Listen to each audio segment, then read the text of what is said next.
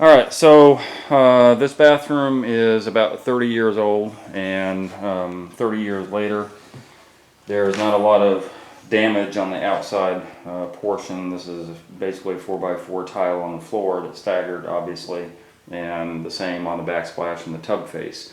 In the shower, it's the same tile, but there is, over 30 years' time, some mold and mildew and damage issues going on because, well, I'm not really sure because yet, but the mold and mildew issues are usually an indication that water has traveled up the floor, or up the walls rather, and so all the grout lines have mold and mildew, and this shower floor has been replaced before, but it was not replaced very well. Obviously you can see the tiles don't line up. Whoever did this, it appears that they probably put the tile straight onto the mortar bed rather than letting the mortar set up first. The reason I say that is because there's a lot of dips. In fact, this shower is holding the water. It's pooling in many areas. So my best guess is that as I said, the tile was set on the mortar bed, and as it dried, it just kind of did its own thing, which was, not the right way to do it. But that's my best guess, and it doesn't really matter anyway because that's coming out. Once that comes out, I'm going to see any type of residual damage that's already been caused, and I already know that the floor is saturated with water, so it's going to get a redo. And this shower is an enclosed shower with no ventilation, and that's probably a big reason why the mold and mildew is happening.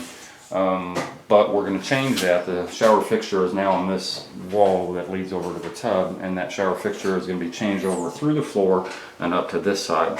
Once that happens, then this will be cut down as a 4-foot knee wall. That will do two things. It will keep this mold and mildew from happening again because it won't be enclosed, but also it will open it up to more light, because as it currently is, it's very dark. If there wasn't already light up there, it would be a very dark shower. So there's a lot of issues going on here that as I do the tear out process, I will discover and show you. And the next tile that's going to go on here is going to be a porcelain tile. It's a 9x20, I believe. It's going to be staggered going all the way up to the ceiling with a 2x2 on a mat that will also go on here. Basically it's almost the same type of tile but done correctly. And then on here it'll be 12x12, I believe, on a diagonal, and the 12x12 will go up the face of the tub and will also go on the back of the tub with a trim at the top. And that's what I anticipate happening. So this tear out process has already begun, and will be new vanities and new toilet, and take probably about 8 or 9 working days to get this done. So the demolition is basically done in here, and the shower is gone, as well as all the tile around the tub, and the vanities and mirror and all that stuff. But there are some issues that I ran into, kind of major to minor issues, I guess. Meaning the minor issues can be fixed easily and the major ones cannot, obviously. I don't know where the light's at. Hold on a second. Light in this shower somewhere. There it is. So apparently what they did is they did a renovation on this shower from the year it was built, 1985. As I had already mentioned with that tile, it was done bad and it was redone at some point. So when they came in here, apparently the floor was rotted out, and they scabbed in this piece of plywood. It's 3/4 ply. But man, they did a horrible job scabbing this in, because it's not even square. It's not square by any stretch. And then the outside of it, where the curb was at, obviously is rotted out completely. So I'm going to have to find out how much wood rot is going on. Right where the 2 plywood meet, right there on that line, is probably where I'll cut out and get rid of all of this area around here. So that's relatively minor. I don't usually run into plywood that's rotted out that badly. So that's been years and years. They should have just, instead of just this one sheet, they should have done this whole thing in one fell swoop, but they didn't. So now it's on me. The knee wall was pretty much rotted out, so not knee wall, but there was a full wall here, obviously. Gonna make it a knee wall, but the boards were still rotted out, couldn't use them, so had to take those boards out completely, and I'll have to build a knee wall from scratch on here.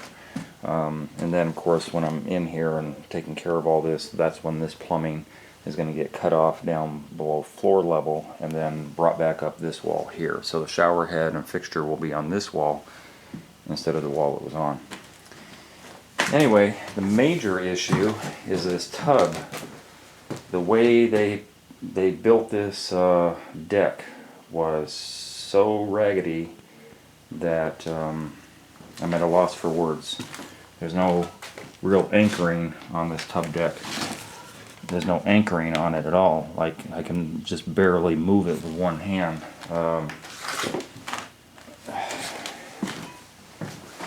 This has concaved down. It has absolutely no anchoring whatsoever to anything except for these 4 little nails that used to be on this wall that came up here. But it's just as bad as I've ever seen. Look at that. Well, you can't really see it, it's hard to see, but all these 2x4s should have been anchored into the wall up against here. They didn't do that.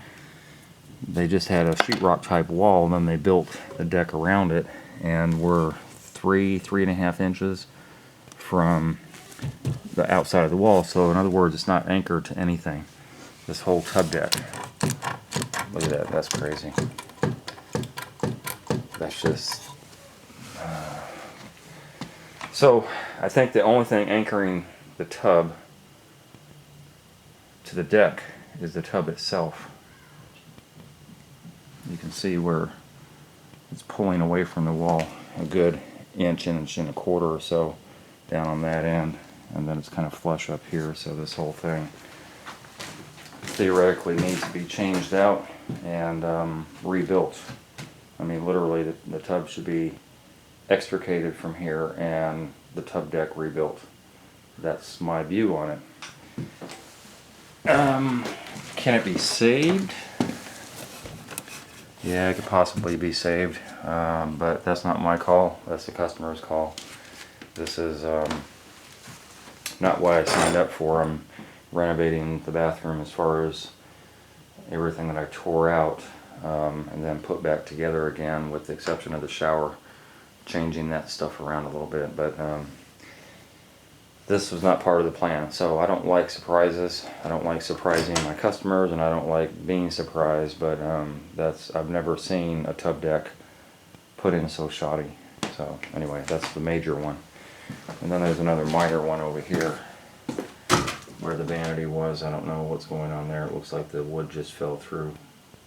But that's minor. In fact, all this stuff is relatively minor except for this tub area. So got a little bit of this material left. I had a whole truckload yesterday that weighed a good part of 1.5 tons, and this is the last remnants of that. So I'm going to get this out of here and do some more cleanup and get started. Okay, it is a couple days later, and I have done some repairs. I didn't do a replacement. The customer declined to replace this tub deck, which really should have been replaced if it were me, which a lot of people ask me, well, if it were you, what would you do? So I highly suggested that the tub deck get replaced. And part of the reason for that is because I know I'm going to be tiling this tub deck as well. So I can see there's a high spot up there and there's a low spot down there. So I already know that my tile is going to be smaller over here because my tile has to be level, right? My tile will be smaller over here, and then it will increasingly get bigger so that the top of my tile, when I do this backsplash area, my top of my tile will be level. But what you'll end up seeing is a smaller cut of a tile here, and then it'll get larger down here because the tub is not level. But again, customer declined to change out the tub deck. So I can only go with what I'm told to do. And the only way I can build a shower is to repair this portion of the tub deck. It was not going to work the way it was. It was flimsy. It was the wrong plywood to begin with. It was 1/2 inch, and this is 3/4. So I basically just cut out this whole section here. Part of my job was to plumb in the tub faucet, and the only way to do that, plus do my knee wall, was to replace this area, which is what I did. So I shored it up very, very well from what it was. I gave it some support at the bottom here, obviously put new plywood in that matches up with the old plywood. Supported it everywhere I possibly could, and including the back where it was moving. There was a lot of movement on the back, so there's no movement anymore. The tub deck is very, very secure. It's not moving the way it was before. But, you know, it's still kind of patchwork together. The patchwork is actually stronger than the rest of it itself, and that's a good thing, because that's the best it's ever going to get. Right now, where I moved before doesn't move, because again, so much of this was replaced that it kind of almost negated having to do anything down there, although it still needs replacing in my opinion. Anyway, did the knee wall, obviously, where the full wall was at, and the knee wall came out further than the original wall. Had only come up to the curb, but I brought the knee wall out to match the face of the deck of the tub, the face of the deck of the tub, so that they're in line with each other. And then of course I put the curb in. So eventually, when this is all tiled, the glass panel will sit on top of the knee wall with a cut portion of glass going down this direction down to the curb, and then the door will be anchored to this side and swing both ways in and out.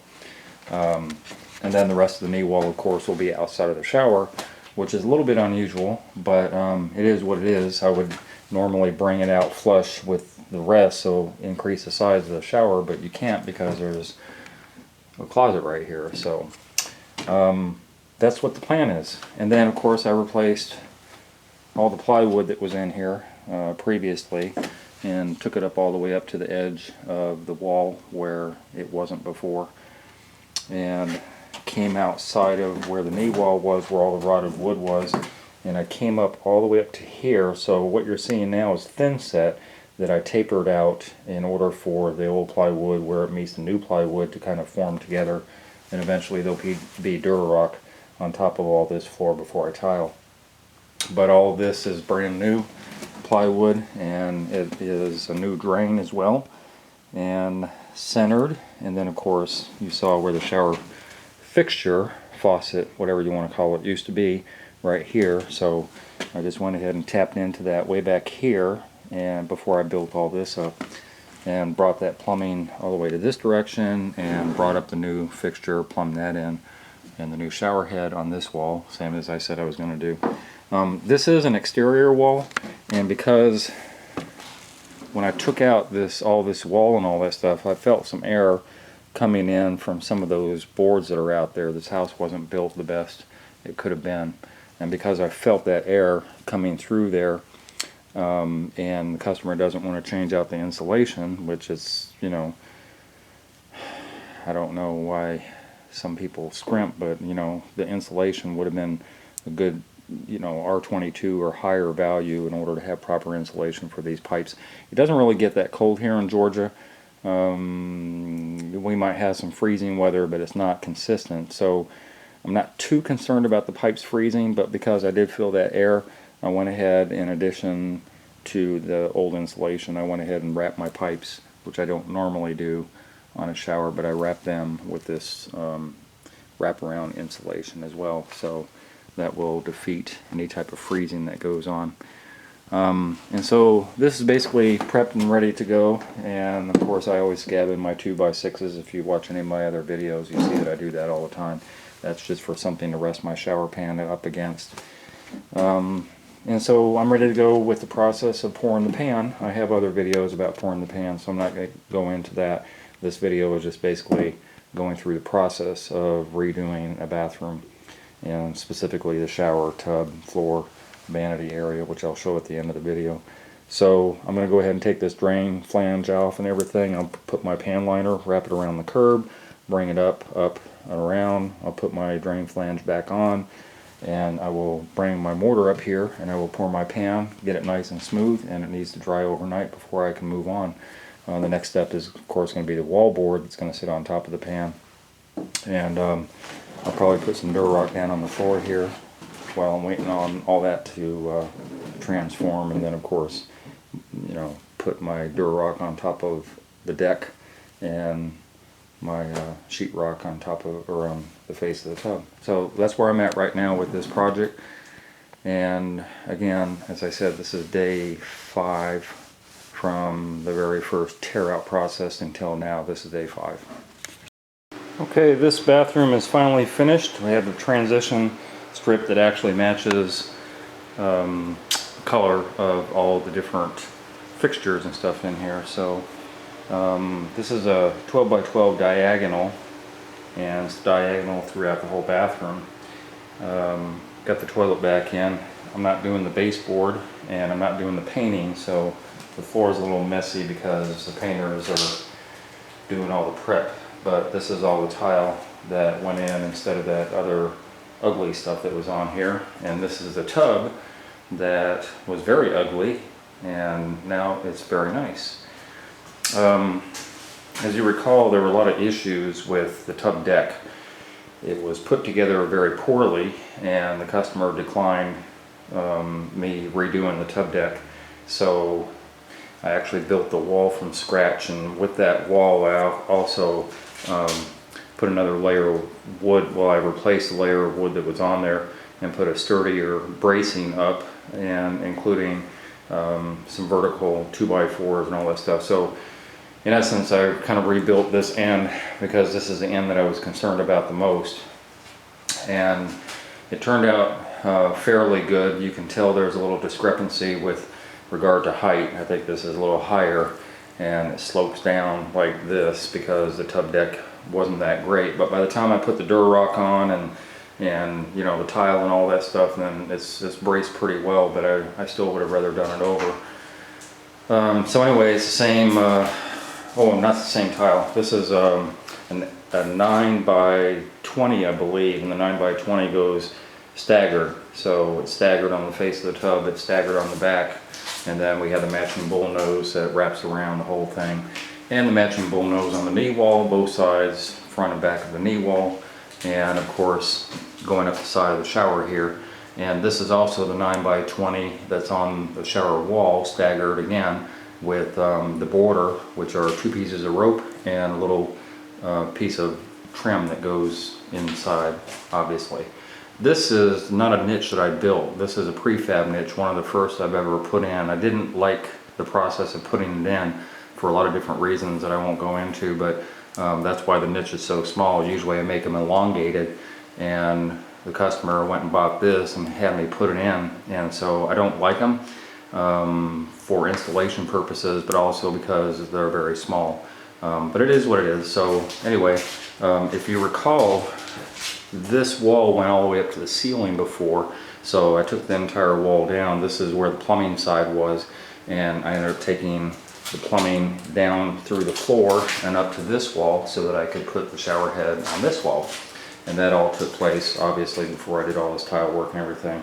So the shower pan has a 3 by 3 tile that's on a mat that is kind of cool. I like it a lot better than the 2 by 2. It's a little larger, and that's one of the first times I've ever done 3 by 3. So maybe that's the new fad now. What else? So I didn't put a contiguous curb top the way I normally do. Instead I've used 2 of these 12 tile and then have one grout line in the center. I was trying to use one of these other tile, the 20-inch tile that I'm using on the walls, but this is a 24-inch opening, so I wasn't able to do that. So I have one grout line in the center, and in addition to that, because we have to turn the corner for the shower, this curb won't see very much water anyway, but it is sloped.